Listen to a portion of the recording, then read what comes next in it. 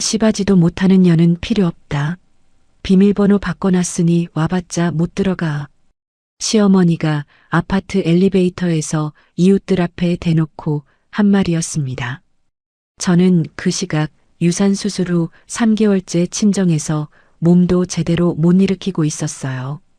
피냄새가 채 가시지도 않은 몸으로 서울에 올라왔더니 제 집 비밀번호가 바뀌어 있었습니다. 남편은 전화기를 꺼놓은 채 다른 여자랑 해외여행을 가 있었고요. 근데 말이죠, 그 집이요. 제 돈으로 사서 제 이름으로 된 아파트거든요. 저는 그날 복도 바닥에서 딱 10분만 울었습니다. 그리고 제일 먼저 등기부등본을 열었어요. 왜 등기부등본부터 먼저 열었는지 궁금하시죠? 제 이야기를 들으시면 바로 이해하실 거예요. 그럼 그동안에 있었던 저의 이야기 시작해 보도록 하겠습니다. 11월 초 서울행 KTX 창밖으로 논밭이 스쳐 지나가고 있었습니다. 저는 좌석에 앉아 핸드폰 화면을 한 번 더 확인했어요. 남편 허태성에게 보낸 카톡, 오늘 올라간다는 말이 읽히지도 않은 채 5시간째 그대로였죠. 시어머니 허복래에게 보낸 문자도 마찬가지였습니다. 바쁜가 보다. 저는 속으로 그렇게 되뇌며 핸드폰을 가방에 넣었어요. 3개월 만에 서울로 돌아가는 길이었습니다. 친정에서 몸을 추스르는 동안 태성은 바쁘다는 말만 짧게 보내오곤 했죠. 서울역에 내려 택시를 탔을 때도 답장은 오지 않았습니다. 택시가 아파트 단지 앞에 멈췄을 때 저는 캐리어를 끌고 로비를 지나 엘리베이터를 탔어요. 익숙한 복도 냄새가 코끝에 닿았습니다. 현관 앞에 서서 비밀번호를 눌렀어요. 오류음이 울렸습니다. 손가락이 떨려서 잘못 누른 건가 싶어 다시 천천히 한자 한자 눌렀어요. 또 같은 소리였습니다. 세 번째도 마찬가지였어요. 저는 도어록 앞에 선 채 손을 내리고 한 발짝 물러섰습니다. 고장인가? 같은 층 끝집 한말자 아주머니 초인종을 눌렀어요. 잠시 뒤 문이 열리고 한말자 아주머니가 저를 보더니 입을 반쯤 벌린 채 멈췄습니다. 아이고, 초령씨. 한말자 아주머니가 현관 밖으로 슬리퍼를 끌고 나오며 저를 위아래로 훑어봤어요. 어색한 표정이었습니다. 뭔가를 말하려다 삼키는 얼굴이었죠. 아주머니, 혹시 우리 집 도어록 바뀐 거 아세요? 비밀번호가 안 먹혀서요. 한말자 아주머니가 시선을 바닥에 떨구며 입술을 달싹였습니다. 그게 초령씨, 일주일 전에 남편분이랑 시어머님이 큰 캐리어 끌고 나가시더라고. 해외여행 간다고 하셨어. 해외여행이요? 근데. 한말자 아주머니가 말꼬리를 흐리며 제 눈치를 살폈어요. 저는 아주머니의 얼굴을 가만히 들여다봤습니다. 아주머니, 뭐가 더 있으시죠? 한말자 아주머니가 한숨을 길게 내쉬고는 목소리를 낮췄어요. 이런 말 전하기 참 그런데 시어머님이 엘리베이터에서 같은 동분들한테 큰 소리로 그러셨어. 시바지도 못하는 년은 필요 없다고. 비밀번호 바꿔놨으니 와봤자 못 들어간다고. 그 문장이 귀를 통과했습니다. 뇌에 닿기까지 몇 초가 걸렸어요. 저는 아무 말도 하지 못한 채 뒷걸음질을 쳤고 등이 복도 벽에 닿았습니다. 그대로 천천히 바닥에 주저앉았어요. 초령씨, 괜찮아요? 한말자 아주머니의 목소리가 멀게 들렸습니다. 시간 감각이 사라졌어요. 3개월 전 수술대 위에서 들었던 의사 선생님의 말이 귀에 겹쳐 울렸습니다. 심장 박동이 없습니다. 그리고 방금 전에 들은 복래의 말. 시바지도 못하는 년은 필요 없다. 유산 직후에도 나오지 않았던 눈물이 터졌습니다. 복도 바닥에 앉은 채 소리 없이 울었어요. 정확히 10분 뒤 저는 울음을 멈췄습니다. 캐리어 주머니에서 티슈를 꺼내 얼굴을 닦았어요. 코를 풀고 핸드폰을 열었습니다. 가장 먼저 한 일은 항해 문자가 아니었어요. 등기부등본 열람 앱을 켰습니다. 화면에 뜬 내용을 확인했어요. 소유자 배초령, 단독 명의, 혼전에 제 돈으로 산 집이었습니다. 저는 화면을 한 번 더 들여다보고 핸드폰을 내렸어요. 아주머니. 한 말자 아주머니가 여전히 걱정스러운 얼굴로 서 있었습니다. 그 말 들은 분이 아주머니 말고 또 계세요? 어휴, 워낙 큰 소리로 하셨으니까 그 자리에 1203호 김씨, 1507호 정씨도 있었어. 기억 안 하는 분이 없을 거야. 저는 핸드폰 메모장을 열어 이름과 호수를 적었습니다. 아주머니, 나중에 이 이야기를 정식으로 확인해 달라고 부탁드릴 수도 있어요. 괜찮으시겠어요? 한 말자 아주머니가 고개를 끄덕였어요. 그럼 그렇게 해. 그때 워낙 대놓고 말씀하셨으니. 저는 자리에서 일어나 바지에 묻은 먼지를 털었습니다. 그리고 도어록 업체에 전화를 걸었어요. 출장 교체 가능한가요? 네, 등기부등본이랑 신분증 다 있습니다. 40분 뒤 기사가 도착했고 서류를 확인한 뒤 도어록을 새 것으로 바꿔줬습니다. 새 비밀번호를 설정하고 3개월 만에 제 집 안으로 들어섰어요. 거실은 깔끔하게 정리되어 있었습니다. 태성과 복내의 물건만요. 저는 작은 방 문을 열었어요. 제 옷, 화장품, 그리고 유산 전에 사두었던 아기용품 상자가 아무렇게나 쑤셔 넣어져 있었습니다. 저는 핸드폰 카메라를 켜고 하나하나 촬영하기 시작했어요. 옷이 구겨진 채 바닥에 놓인 모습, 화장품이 엎어진 채 뒹구는 모습, 상자가 찌그러진 채 구석에 밀려 있는 모습, 전부 찍었습니다. 촬영을 마치고 거실 소파에 앉았어요. 태성에게 전화를 한 번 더 걸었습니다. 전원이 꺼져 있어 연결이 되지 않습니다.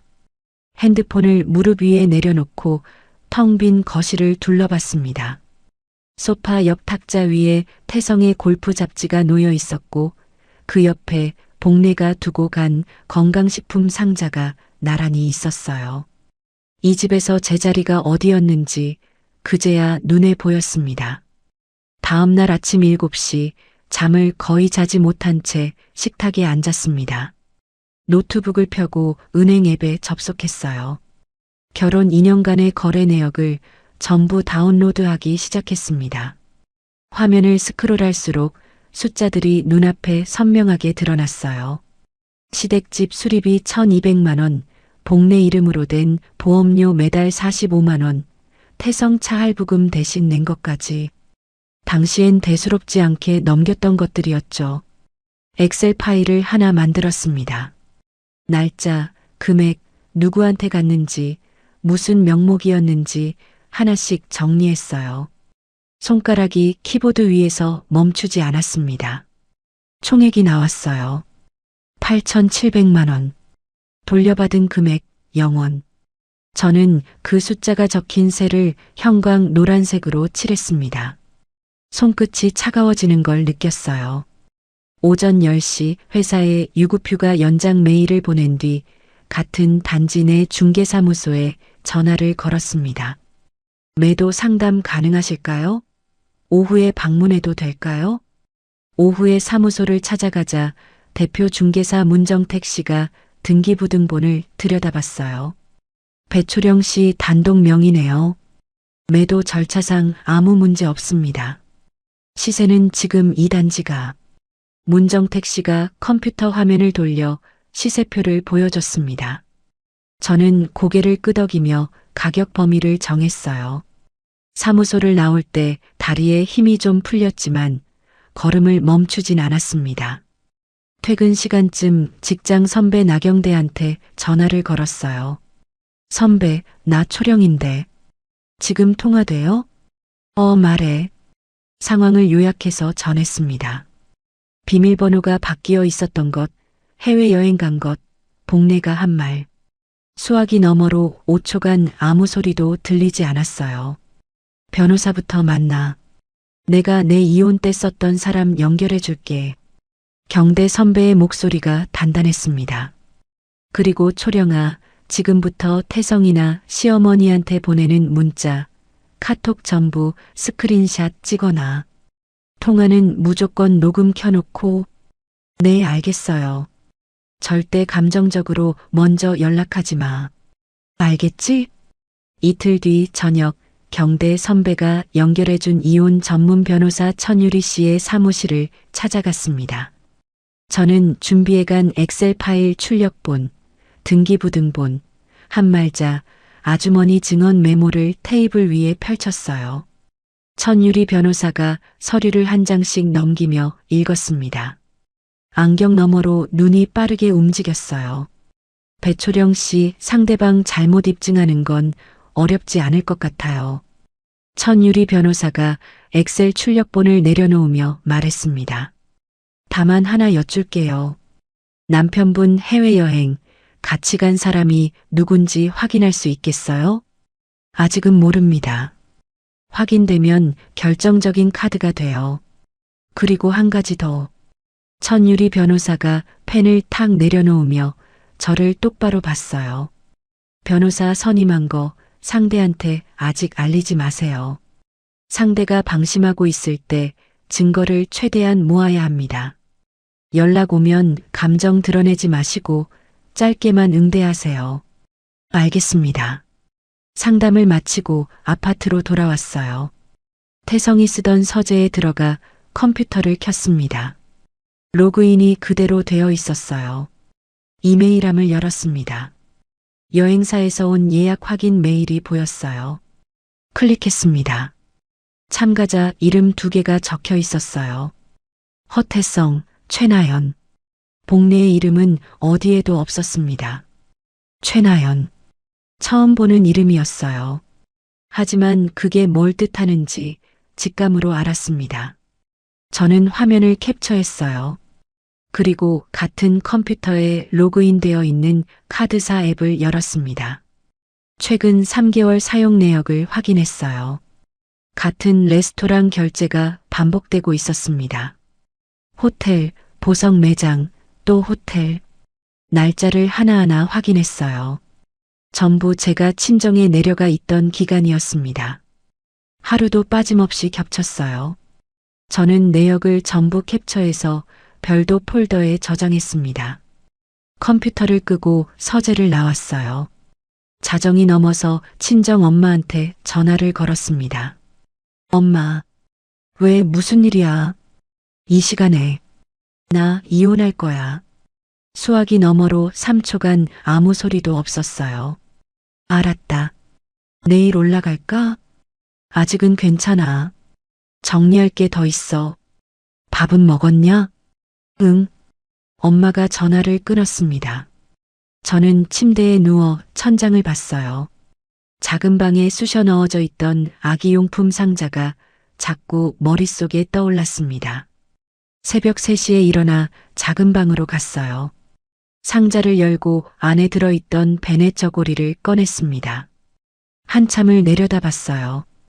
다시 조심스럽게 접어서 제 캐리어 안에 넣었습니다. 2주가 지났습니다. 중개사무소 문정택 씨한테서 전화가 왔어요. 배초령 씨 매수자 나왔습니다. 계약금 바로 치를 수 있는 분이에요. 오늘 오후에 오실 수 있으세요? 네, 가겠습니다. 사무소에서 매도 계약서에 서명했어요. 잔금일은 한 달 뒤로 잡혔습니다. 돌아오는 길에 이사업체에 전화를 걸었어요. 제 물건만 반출합니다. 나머지는 손대지 마세요. 이사 당일 업체 기사 2명이 왔습니다. 저는 각 방을 돌며 핸드폰 카메라로 영상을 찍었어요. 제 옷장에서 제 옷만 꺼내는 장면, 화장대에서 제 화장품만 챙기는 장면, 태성의 물건에는 손 하나 대지 않는 장면을 전부 기록했습니다. 기사 한 분이 서재 쪽을 가리키며 물었어요. 남편분 짐은 어떡할까요? 그건 그 사람이 알아서 할 일이에요. 기사가 고개를 끄덕이고 작업을 이어갔습니다. 마지막으로 작은 방에 들어갔어요. 아기용품 상자가 남아 있었습니다. 베넷 저고리는 이미 제 캐리어에 넣어둔 뒤였죠. 저는 상자를 잠시 바라보다가 양손으로 들어 올렸어요. 트럭으로 가져가는 길에 기사 한 분이 상자를 받아들며 말했습니다. 아기 물건이네요. 축하드려요. 저는 아무 대답도 하지 못했어요. 고개만 돌렸습니다. 짐이 다 실렸어요. 빈 아파트 거실에 혼자 섰습니다. 남아있는 건 태성의 골프백, 복례가 놓고 간 건강식품 상자, 그리고 벽에 걸린 결혼사진 한 장이었어요. 저는 결혼사진 액자를 벽에서 떼었습니다. 뒤집어서 바닥에 내려놓았어요. 현관으로 걸어가 도어록 비밀번호를 초기화 상태로 되돌렸습니다. 문을 닫고 나왔어요. 서울역으로 가는 택시 안에서 천유리 변호사에게 전화를 걸었습니다. 변호사님, 아파트 매도 계약 완료했고요. 이사도 다 끝났습니다. 반출 과정 영상 기록도 있어요. 잘하셨어요. 이제부터 상대 쪽에서 연락 올 겁니다. 감정적으로 대응하지 마시고 전부 저한테 넘기세요. 네. 이혼 소장 접수는 2주 뒤로 잡겠습니다. 전화를 끊고 서울역에서 KTX를 탔어요. 창밖 풍경이 빠르게 지나갔습니다. 친정에 도착하니 엄마가 현관에 서 있었어요. 제 얼굴을 한참 들여다봤습니다. 아무 말 없이 안아줬어요. 식탁에 밥상이 차려져 있었습니다. 된장찌개와 계란말이였어요. 어릴 때부터 좋아하던 것들이었죠. 밥을 먹다가 숟가락을 놓았습니다. 엄마, 나 잘하고 있는 거 맞지? 엄마가 대답 대신 제 손을 잡았어요. 배초령, 넌 집도 있고 직장도 있고 머리도 좋아. 그 사람들 없어도 아무 문제 없다. 엄마가 잠시 뜸을 들이더니 숟가락을 내려놓았습니다. 사실 처음 결혼할 때부터 그 시어미 눈빛이 마음에 안 들었다. 처음 듣는 말이었어요. 결혼식 날 함 열자마자 제일 먼저 뭘 받는 줄 알아? 예단 봉투. 금액부터 확인하더라고. 그 손이 얼마나 빠르던지. 엄마의 목소리가 담담했습니다.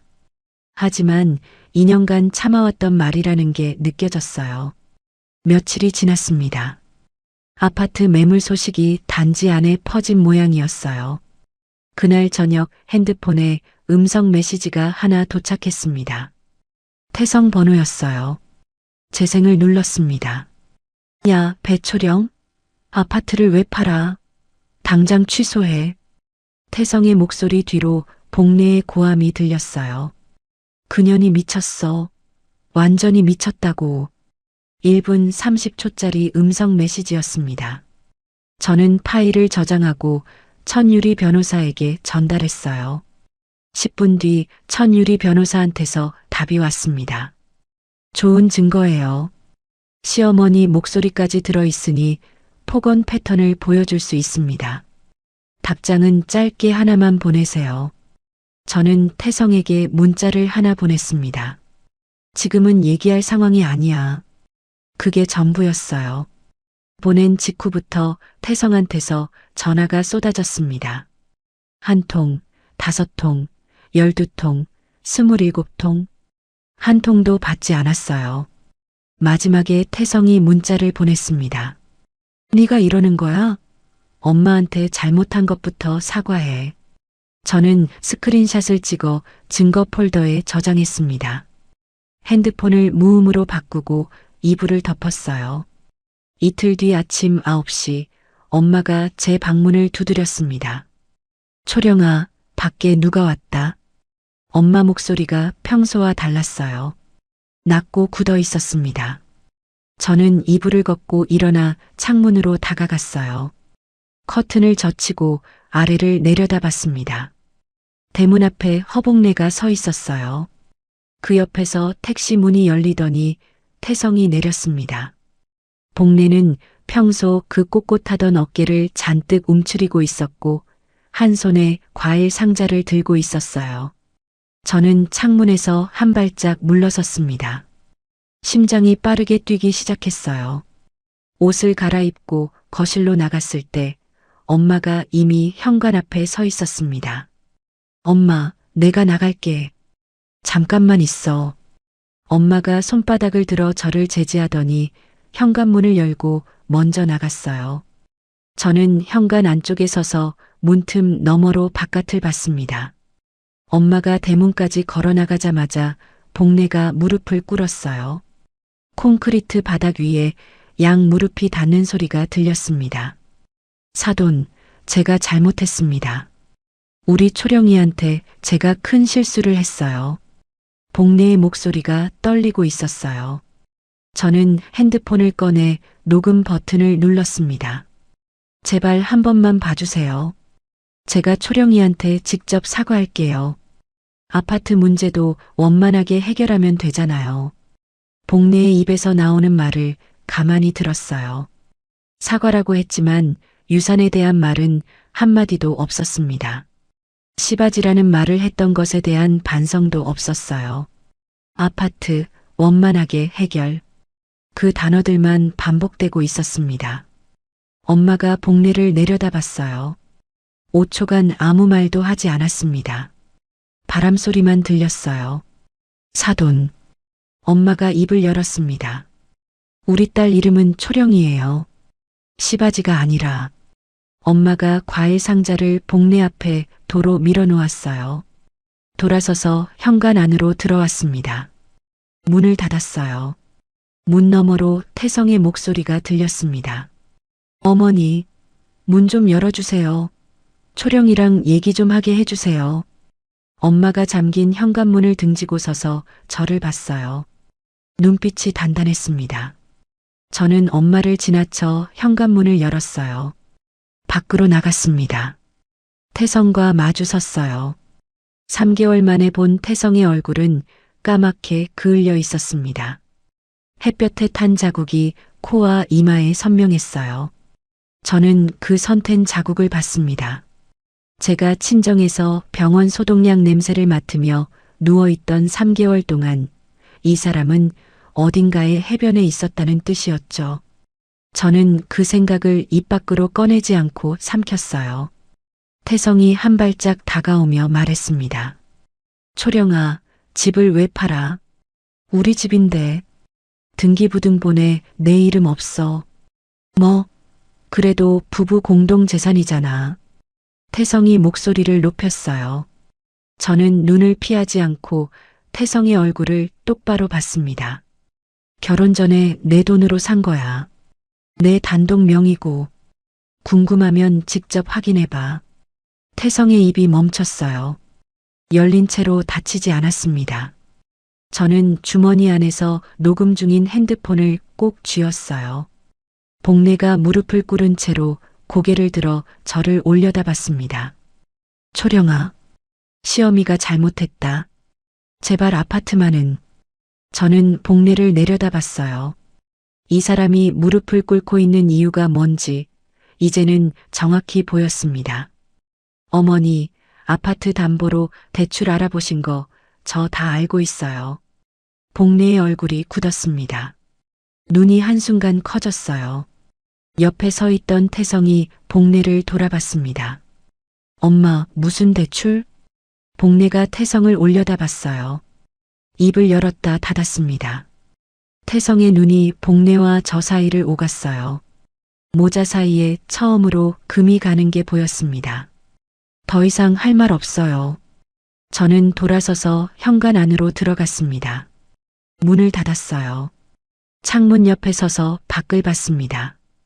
태성과 복례가 대문 앞에서 서성였어요. 10분, 20분, 30분. 결국 택시를 잡아 탔습니다.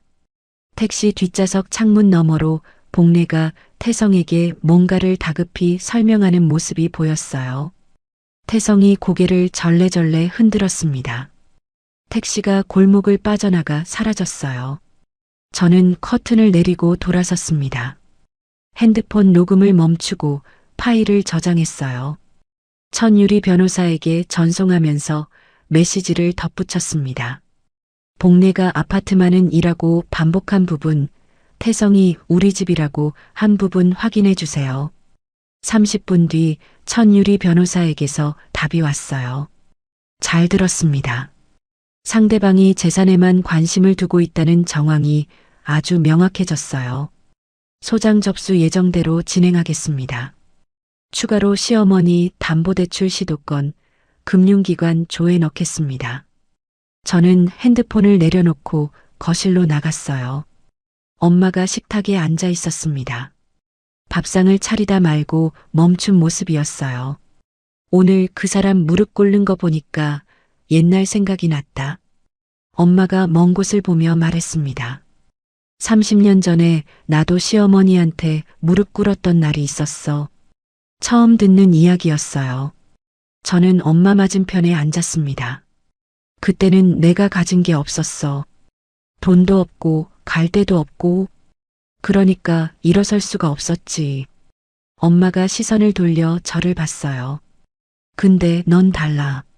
넌 내 돈으로 산 집이 있고 내 이름으로 된 직장이 있어. 그래서 일어설 수 있는 거다. 엄마의 눈가에 주름이 깊었습니다. 하지만 눈은 젖어 있지 않았어요. 오히려 단단했습니다.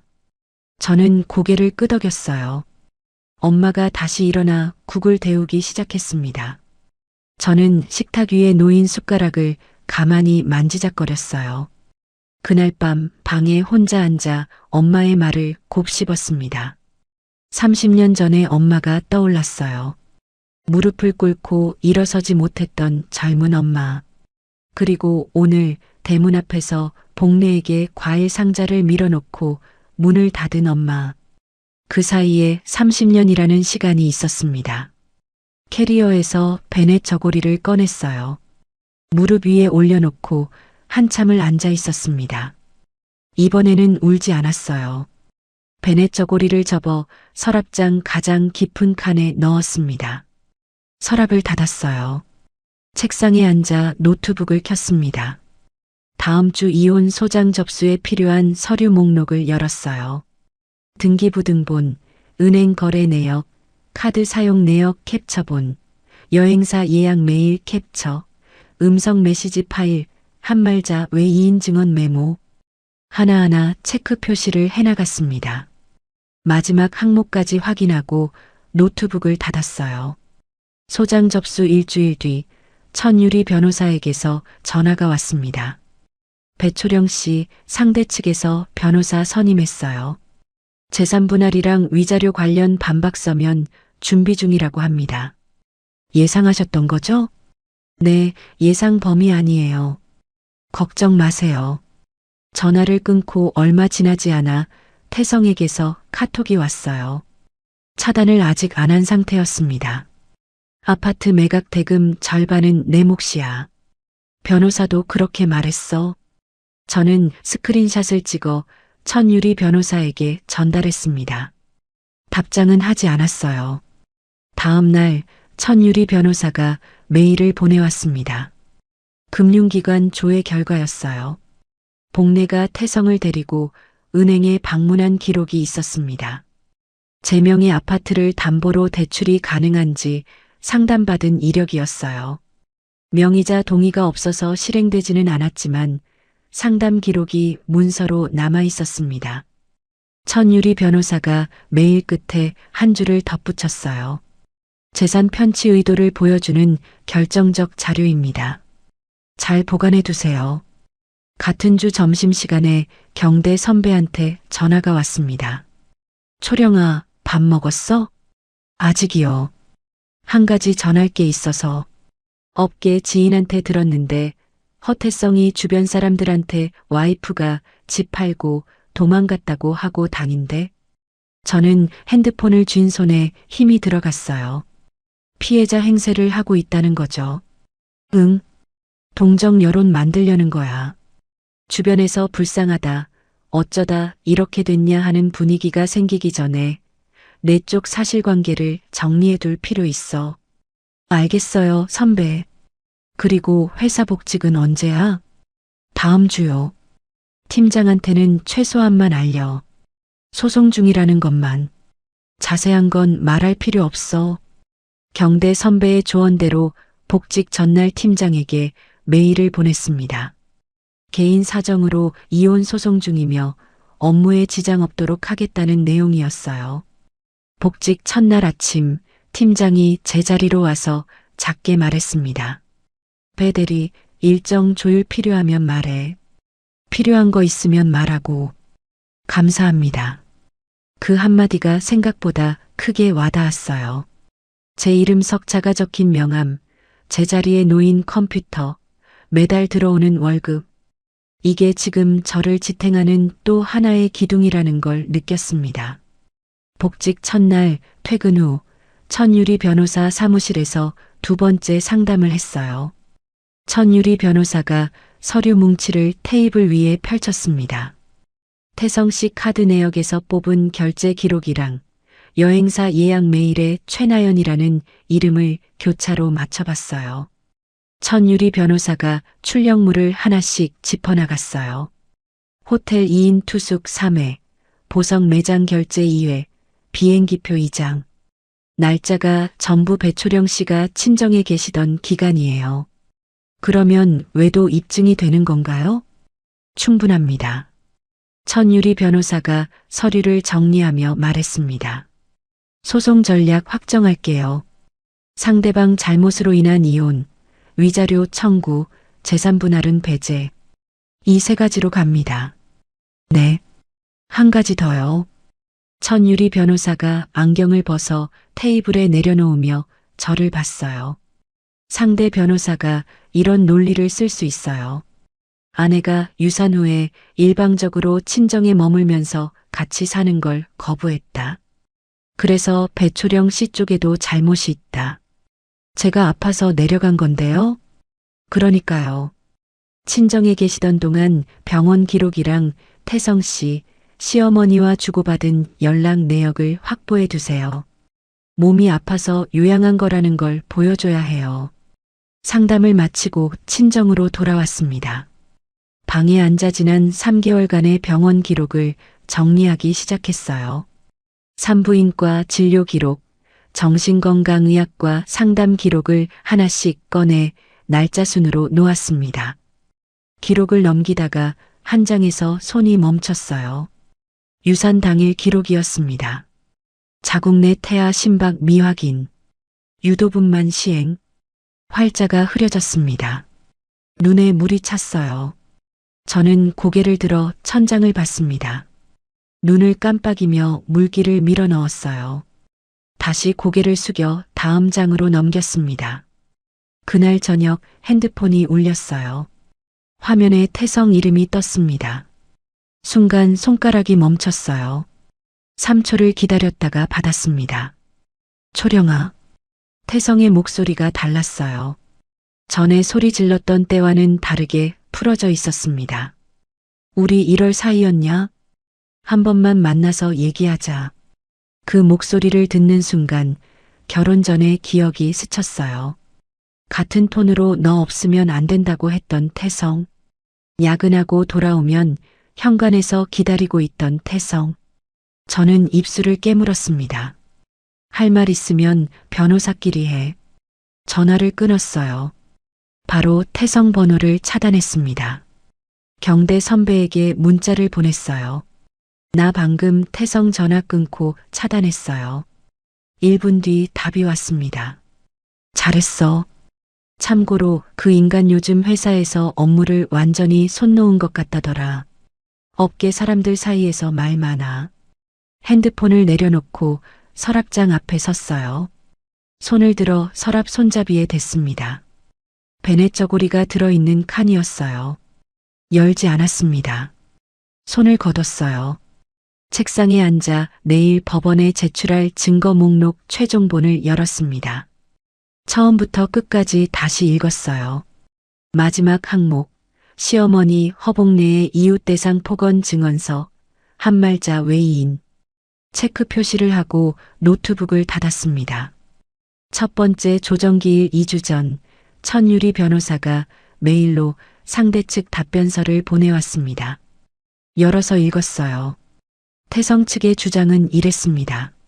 아내가 유산 후 일방적으로 친정에 장기 체류하며 부부 공동생활을 거부했고 아파트 매각은 부부 공동재산의 무단 처분이라는 것이었어요. 마지막 줄에는 위자료 역청구까지 적혀 있었습니다.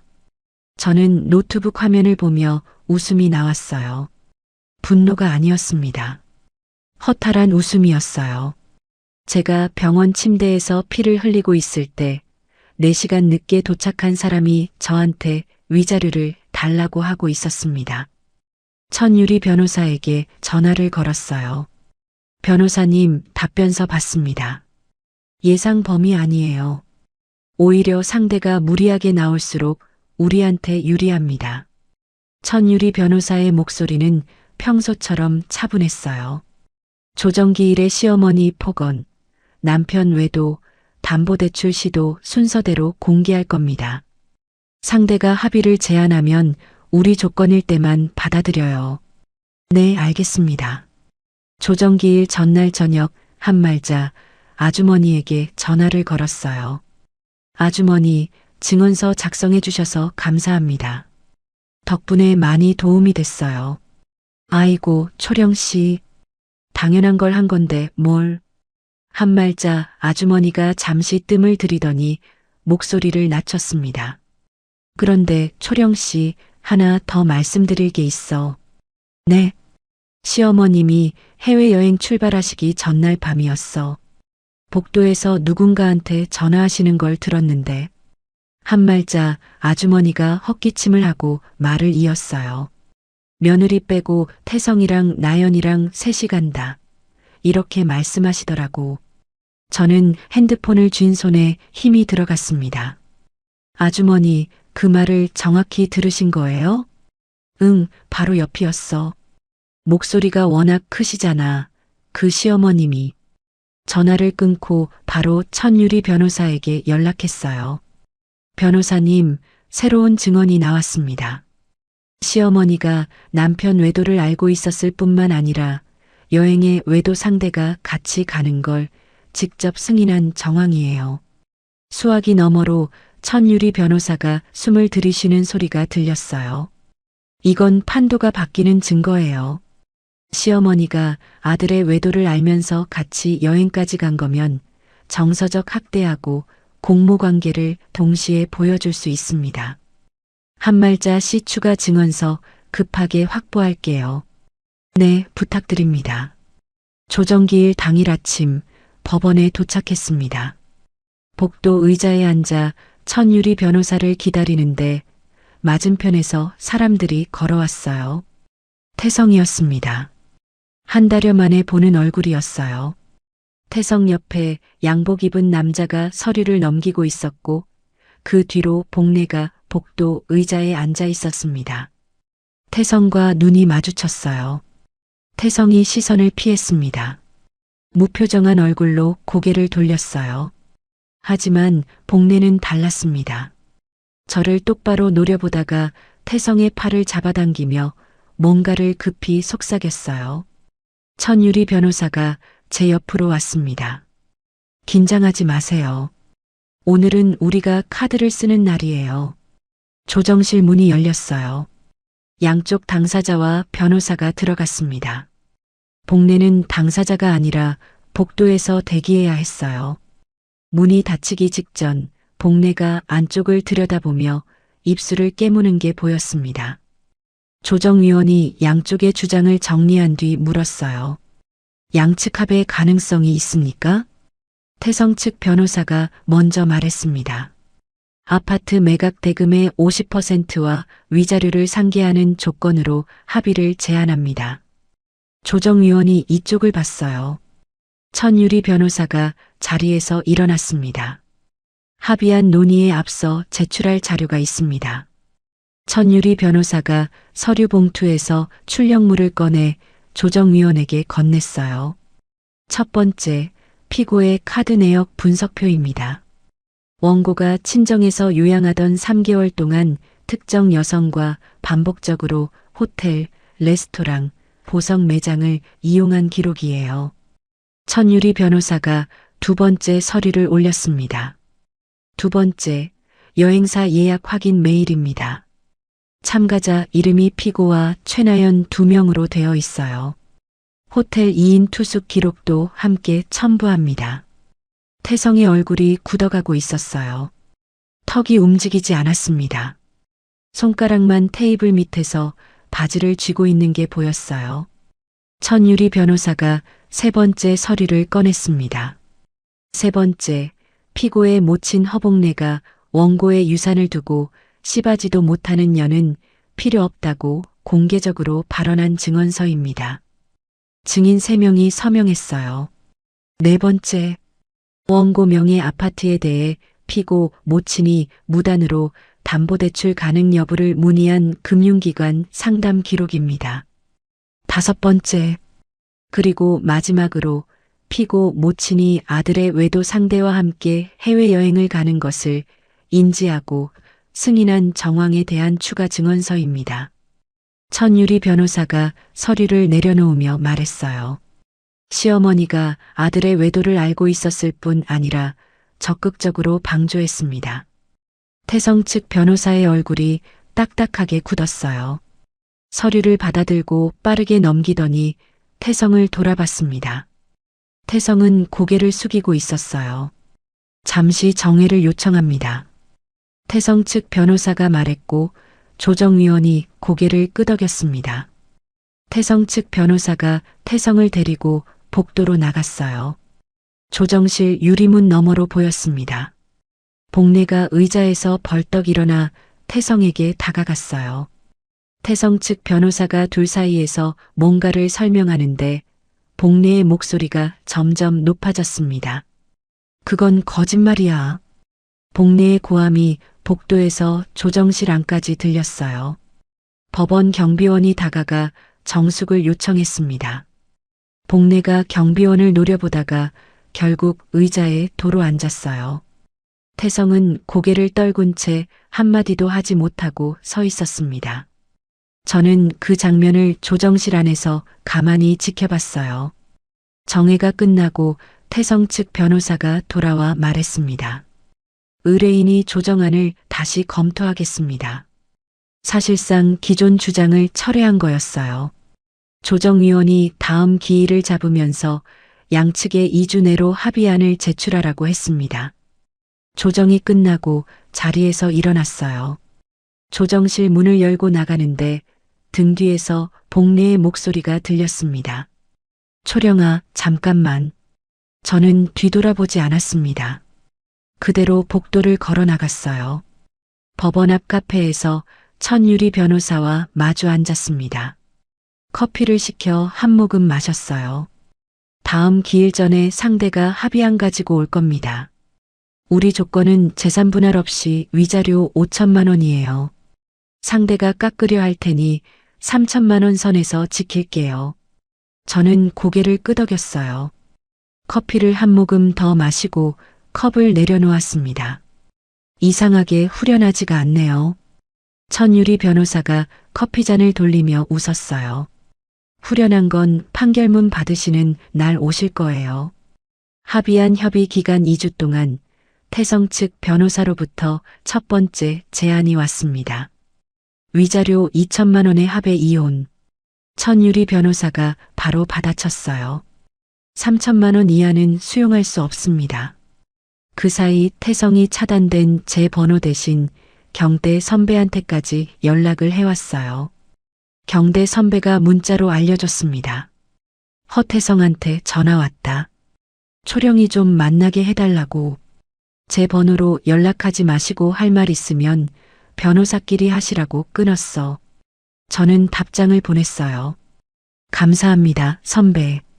신경 쓰지 마. 너는 내 할 일 해. 복직 후 일주일이 지나고 있었습니다. 밀린 업무를 처리하면서 하루하루의 리듬을 되찾아가고 있었어요.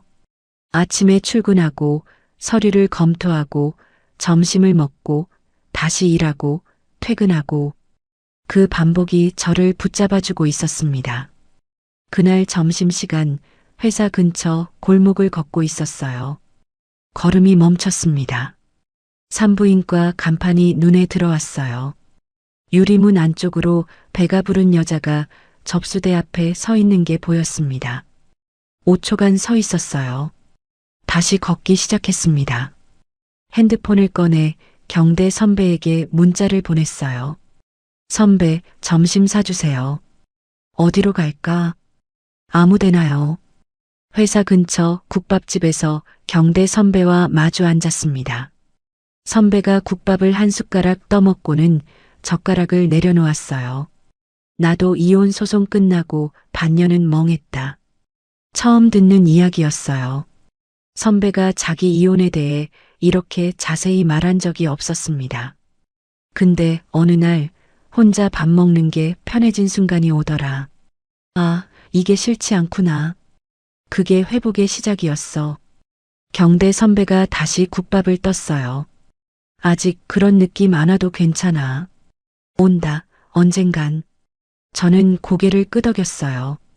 아직 제게는 그 순간이 오지 않았습니다. 혼자 밥을 먹으면 숟가락이 무거웠어요. 하지만 조급해하지 않기로 했습니다. 그 주 금요일 오후 천유리 변호사에게서 전화가 왔어요. 배초령 씨 상대가 3천만 원에 수락했습니다. 정말요? 네.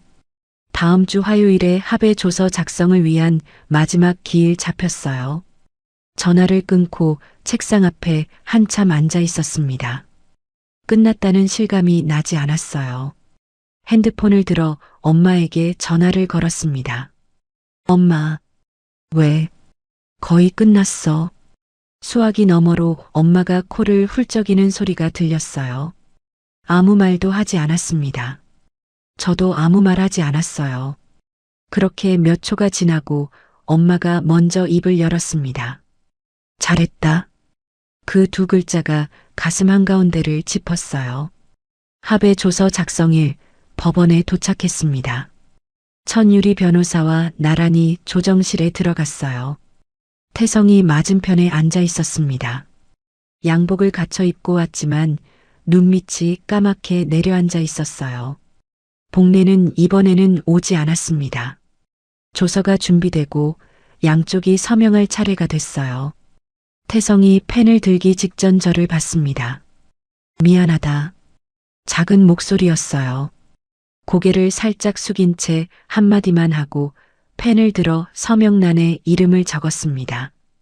저는 아무 대답도 하지 않았어요. 제 서명란에 이름을 적었습니다. 펜을 내려놓았어요.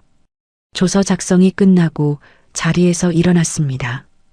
조정실 문을 열고 복도로 나갔어요. 뒤에서 발소리가 들렸습니다. 태성이었어요. 초령아. 걸음을 멈추지 않았어요. 나연이랑은 끝냈다. 초령아, 정말 이렇게 끝내야 되냐? 저는 걸음을 멈추지 않은 채 입을 열었습니다. 네가 끝낸 거야. 나는 정리한 거고. 법원 정문을 나섰어요. 햇살이 얼굴에 닿았습니다. 천유리 변호사가 정문 앞에서 기다리고 있었어요. 손을 내밀었습니다. 수고하셨어요, 배초령 씨. 저는 악수를 했어요. 변호사비가 이 위자료의 절반이겠네요. 천유리 변호사가 웃었습니다. 그래도 남는 장사 아니겠어요. 그 시어머니 표정값만 1,000만 원은 하죠. 저도 입꼬리가 살짝 올라갔어요. 2주 후에 위자료 입금 확인되면 연락드릴게요. 네, 감사합니다. 천유리 변호사가 돌아가고 저는 법원 앞 계단에 잠시 앉았어요. 하늘을 올려다봤습니다. 구름 한 점 없는 하늘이었어요. 핸드폰을 꺼내 경대 선배에게 두 글자를 보냈습니다. 끝났다. 1분 뒤 답이 왔어요. 오늘 저녁 소고기 사라. 내가 쏜다. 법원 앞 계단에 앉아 그 메시지를 보며 처음으로 입꼬리가 올라갔습니다. 친정으로 가는 기차에 올라탔어요. 창밖을 봤습니다. 6개월 전 유산 직후에 같은 노선을 탔었죠. 그때는 아무것도 보이지 않을 만큼 울었어요. 지금은 울지 않았습니다. 후련하지도 않았어요. 다만 창밖으로 연두색 잎사귀들이 바람에 흔들리는 게 눈에 들어왔습니다. 그때와 다른 건 그것뿐이었어요. 친정에 도착해 현관문을 열었습니다. 엄마가 식탁에 밥상을 차려놓고 앉아 있었어요. 엄마, 나 이혼했다. 알아, 들었어. 엄마가 국을 떠서 제 앞에 놓았습니다. 둘이 마주 앉아 밥을 먹었어요. 대단한 대화는 없었습니다. 숟가락이 그릇에 부딪히는 소리만 났어요. 엄마가 밥을 한 숟가락 떠먹고 물었습니다. 내일 뭐 하고 싶냐? 저는 잠깐 생각했어요. 냉면 먹으러 가자. 다음 날 정오, 엄마와 나란히 걸어서 친정 근처 냉면집에 들어섰습니다. 어릴 때부터 생일이나 시험 끝난 날마다 오던 곳이었어요. 주인 할머니가 주방에서 고개를 내밀더니 눈을 크게 떴습니다. 어머, 초령이 왔어? 할머니, 오랜만이에요. 아이고, 얼굴이 왜 이렇게 야위었어. 어서 와, 자리 앉아. 할머니가 앞치마로 손을 닦으며 창가 쪽을 가리켰어요. 늘 앉던 자리였습니다. 의자를 당겨 앉으면서 이 가게에 마지막으로 온 게 결혼 전이었다는 걸 깨달았어요. 3년이 넘었습니다. 엄마가 맞은편에 앉으며 메뉴판을 넘기는 척 하다가 내려놓았어요. 어차피 시킬 건 정해져 있었으니까요. 물냉면 둘이요. 주문을 하고 물을 마시는데 엄마가 물컵을 내려놓으며 물었습니다. 위자료 입금되면 뭐에 쓸 거냐? 반은 변호사비요. 나머지는 엄마 효도 여행. 나는 됐고 너나 어디 다녀와. 엄마가 손사래를 쳤어요. 그러다가 물컵을 만지작거리며 저를 슬쩍 봤습니다. 근데 진짜로? 살짝 기대하는 표정이었어요. 저는 피식 웃었습니다. 진짜로. 어디 가고 싶어? 아무데나. 따뜻한데.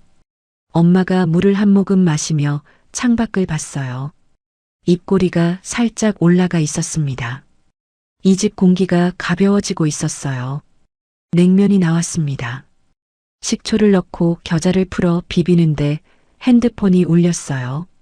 경대 선배한테서 메시지가 와 있었습니다. 소고기는 다음 주로 미뤄라. 대신 뉴스 하나. 허태성 그 회사에서 권고사직 당했다더라. 메시지를 읽었어요. 통쾌함이 올 줄 알았습니다.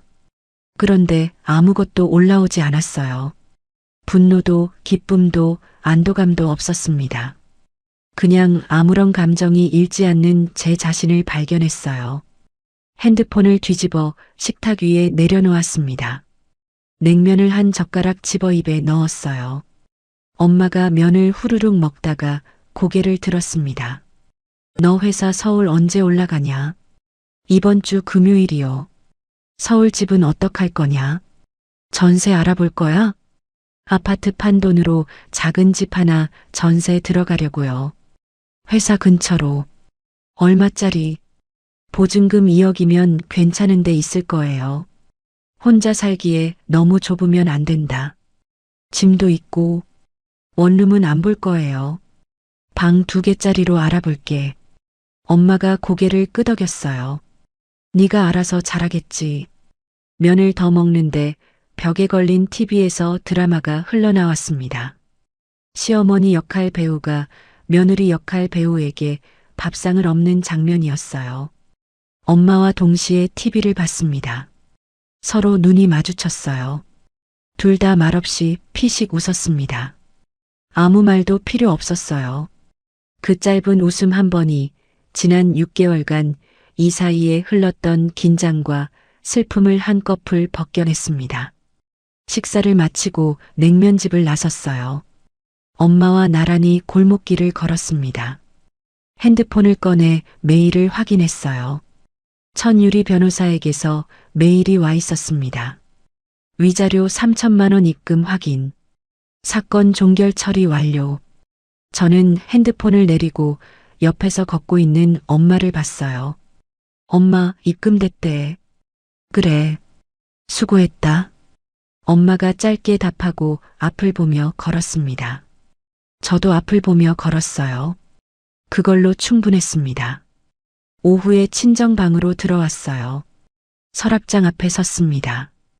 윗칸이 아닌 가장 깊은 칸을 열었어요. 베넷 저고리를 꺼냈습니다. 이번에는 한참을 들여다보지 않았어요.